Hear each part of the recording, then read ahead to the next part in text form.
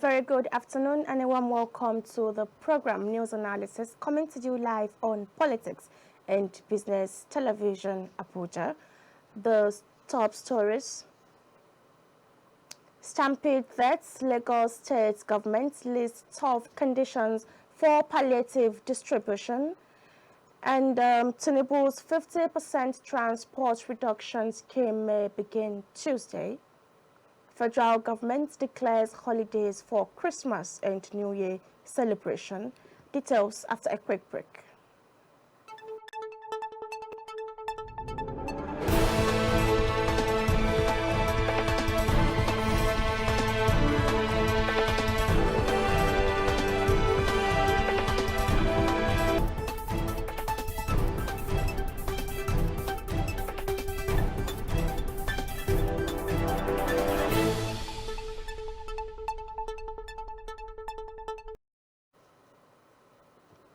Welcome back and thank you once again for joining us on today's program, News Analysis at 12.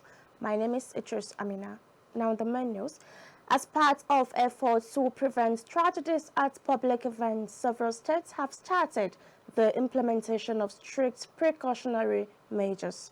This comes after 67 people, 35 of them children, died in Ibadan, the Oyo State capital, Okija, Anambra State, and Abuja during a fun fair and food distribution ceremonies. In the rush to secure free food items from the organizers, some of the participants were trampled upon, resulting in fatalities, while 35 children were confirmed dead by the police in Ibadan. 10 people died in Abuja, while 2 were reportedly dead in Okija. In a decisive action, the Lagos State government mandated individuals and groups to register with state safety agencies for planning of events to avoid unexpected tragedy. Events that will host more than 250 attendees in this Yuletide season and even after the season. And in the meantime, the proposed 50% interstate transport fare price slashed by the federal government, initially planned to commence on December 20th, 2024, may now begin on December 24th. The slash is targeted at cushioning high transport costs during the Yuletide. This is part of a broader effort of President Bola Tinubu to provide transportation palliatives for Nigerians celebrating the Christmas and New Year. Oyeyemi said the agreement was signed between the federal government and key transport stakeholders, including the National Union of Transport Workers, the Road Transport Employers Association of Nigeria, and the Association of Luxurious Box Owners of Nigeria, among others. The ministry's publicist explained that in the arrangement, passengers departing from Abuja and Lagos to various destinations across the country would pay only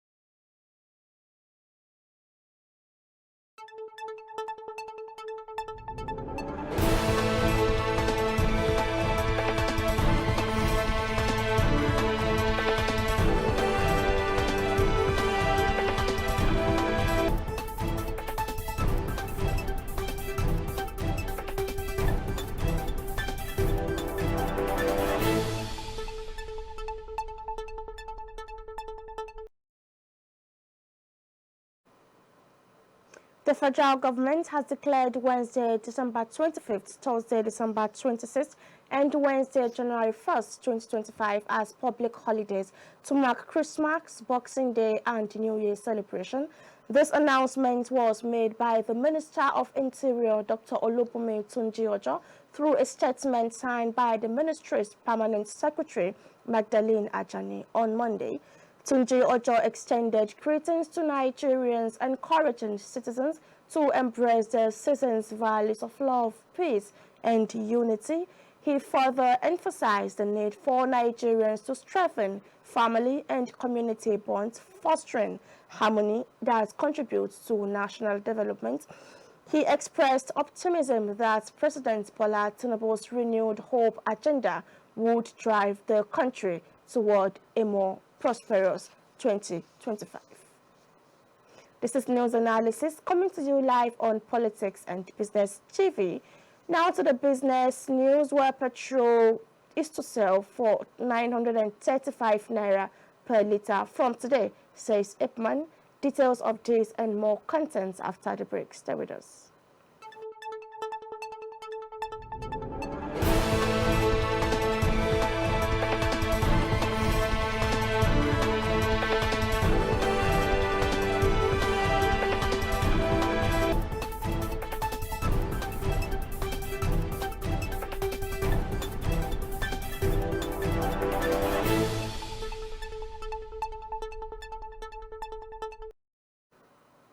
Welcome back. It's good to know you're still with us, and this is news analysis coming to you live on Politics and Business TV Abuja.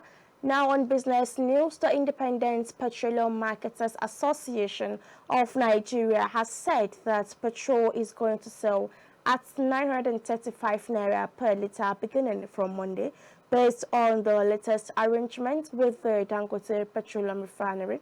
IPMAN's national president, Maigandi Garima, said the reduction in Dangote Refinery's ex-depot price for petrol and the uniform arrangement being put in place would enable marketers to sell at 935 naira in their outlets nationwide, incurring a cost of 36 naira on logistics. The association also stated that over 30,000 of its members are set to commence petrol loading from the Dangote Petroleum Refinery and the Port Harcourt Refining Company following the reduction of the ex-depot price of the product to 899 naira per litre. Similarly, retail outlet owners under the auspices of the Petroleum Products Retail Outlet Owners Association of Nigeria have begun registration with Mrs. Filling Station to list Dangote petrol price. The IPMAN National Publicity Officer Chinedu Okadike and the Petroleum President Billy Gills Harry disclosed this during a separate exclusive interview with journalists on Sunday. The development came after intense pricing competition in the nation's downstream sector, which triggered a price war between NNPCL and Dangote due to a reduction in the ex-depot price to 899 naira per litre.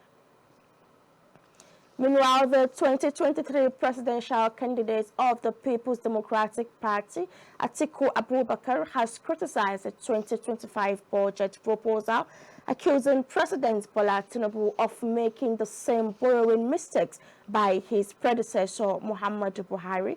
Atiku, who x-rayed the budget, asserted that it lacked the structural reforms and fiscal discipline needed to address Nigeria's complex economic challenges.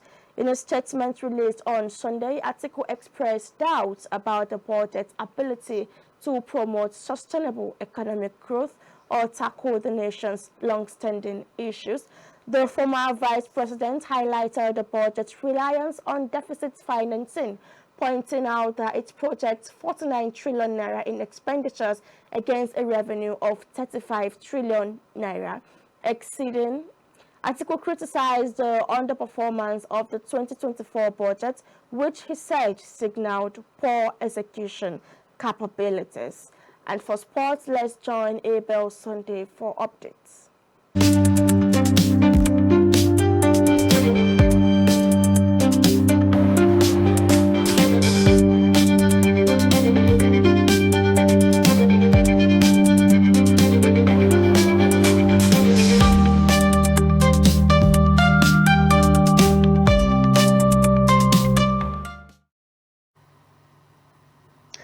afternoon and welcome to P&B Sport. I'm Abel Sunday. The Borneo Island Marathon concluded with record-breaking performance, including Musa Bala's 55 minutes 11 second finish in the 15-kilometer race. To basketball, Nigerian River Hoopers set their sights on 2025 Ball Glory after winning the national championship. To cricket, Nigerian cricket team suffered a final defeat to Uganda in the ILT20 Continent Cup. Kano Pillars secured a 2-1 win over Niger Tornadoes with a dramatic 94th minute winner. Ahmed Musa scored a stoppage time winner for Kano Pillars against Niger Tornadoes, making his 6th goal of the season. The Chan Eagles, comprising 18 MPFL stars, are gearing up to face Ghana in the African Nations Championship qualifiers. To the foreign scene, Liverpool moved 4 points clear at the Premier League summit after a 2-3 win at Tottenham, with Luis Diaz and Mohamed Salah scoring twice. Chelsea missed the chance to move to the top of the Premier League table after a goalless draw with Everton at Goodison Park. Victor Pereira made a dream start as Wolves head coach, leading his team to a 3-0 win against Leicester City. And Aston Villa stunned Manchester City with a 2-1 win thanks to goals from Darren and Morgan. City Phil Jones scored a late consolation goal, but it wasn't enough to salvage a point for City. That's all for sport today. I'm Abel Sunday.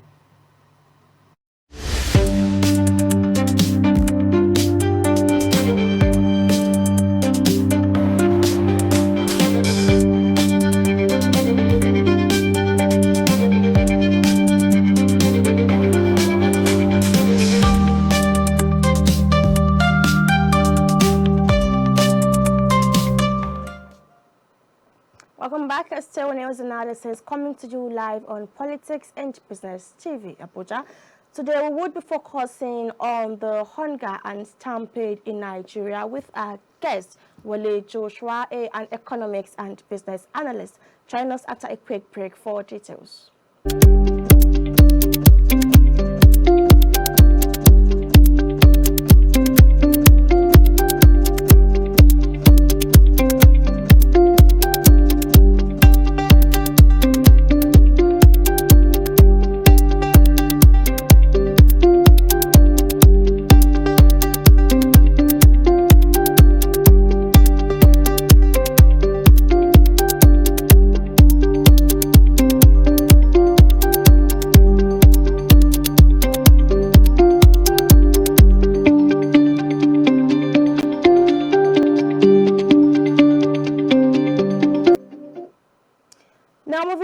To today's focus, which is on stampede and hunger in Nigeria.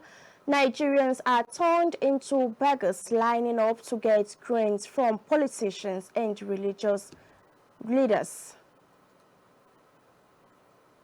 The past few days have recorded a large number of Nigerians who are reportedly stampeded to death in the course of sharing palliatives to ease hunger.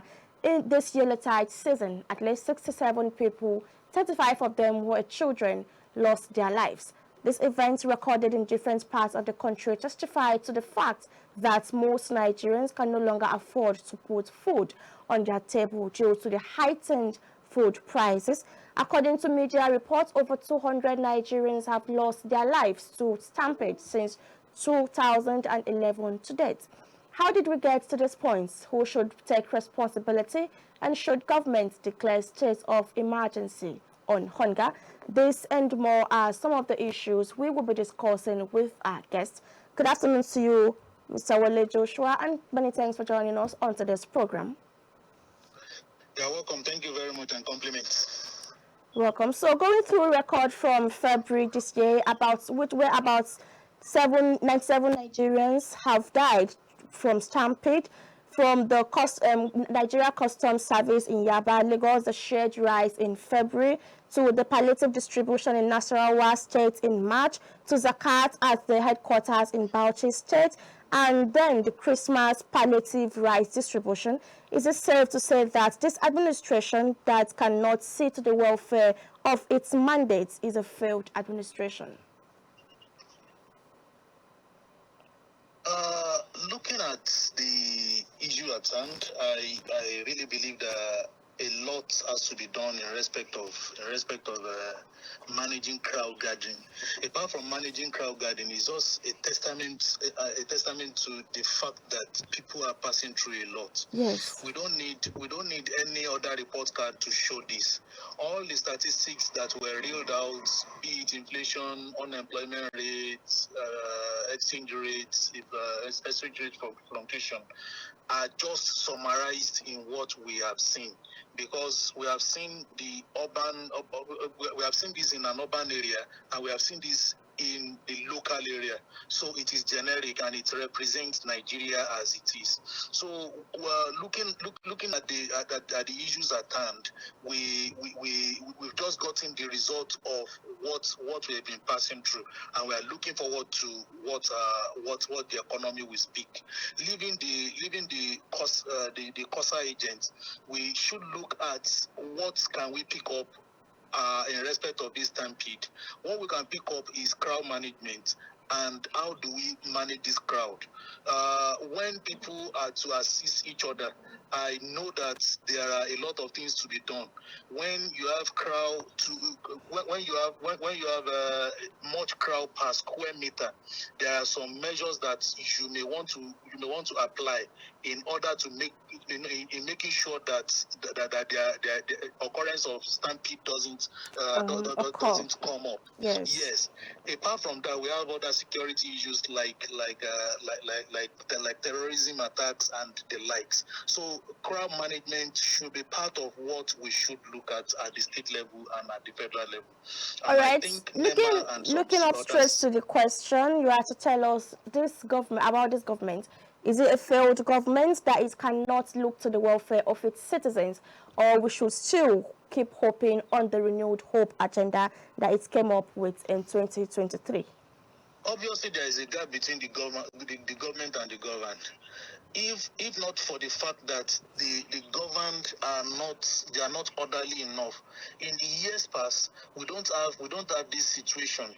In 5-6 years ago, we don't have this kind of situation, and it's just a testament to the fact that government still needs to do more in whatsoever they are doing, in making sure that families can feed themselves, in making sure that people can earn enough to shoulder the weight of their living. Yes. In making sure that employment can put monies into people's pockets in a manner that can cater for their needs. If these are not on the table, there is a gap between the government and the governed. All right. So who is to be blamed for this national tragedy? Is it the organizers of the event for their carelessness, or the Nigerian government for the economic crisis, or even the Nigerians for their recklessness?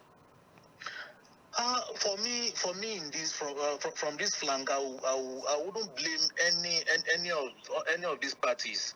I will only blame it on the poverty rate in Nigeria, and government should do enough to bring down the poverty rate. It is embarrassing to hear from America, from Japan, from anywhere that there is stampede because of food in Nigeria. It's a testament to the fact that government needs to do more in terms of poverty eradication. We were promised that 100 million people will be eradicated, will be uplifted into wealth. We've not seen that wealth. We have seen many people sneaking back to poverty line. So I believe that government on its part, they might have been doing their whatever they are doing, but it's not enough. And you cannot control crowd. Where people see free food, they flow to that place. So organizers are not to be blamed because they have good intention, only that they didn't envisage what what really occurred. And the crowd are not really to blame, because it's survivor for the fittest when you are within a struggling space. And in terms of government, I don't know whether government should control people to force people to do what they want them to do, or to making sure that life is easier for them, not to look at palliative as a source of living. So I'm putting this at the doorstep of the government. This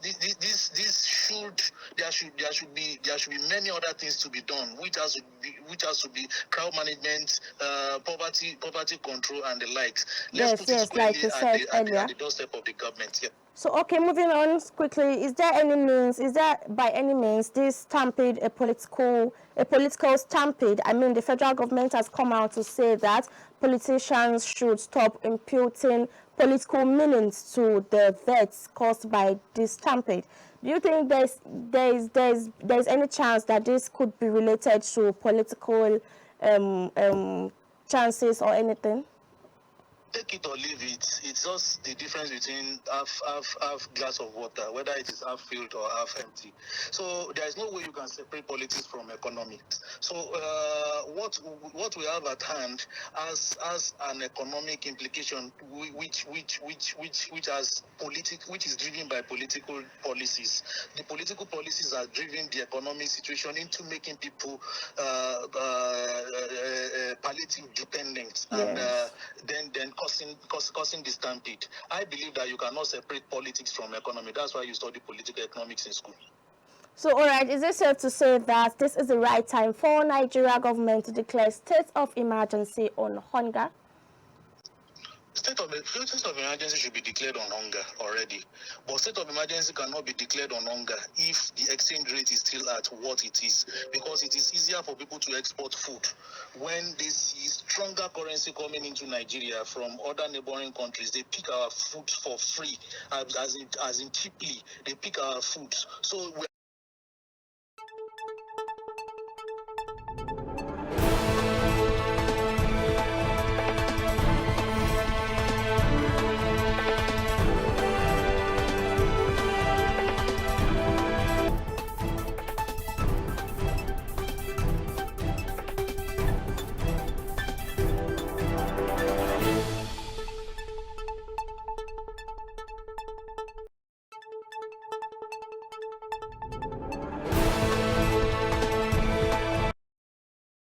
known that wherever you see cheap things, it flows from that place to wherever you have it in an expensive manner. That is what affects our petrol today, because it's cheaper in Nigeria. It found its way to other African countries. So same goes to food.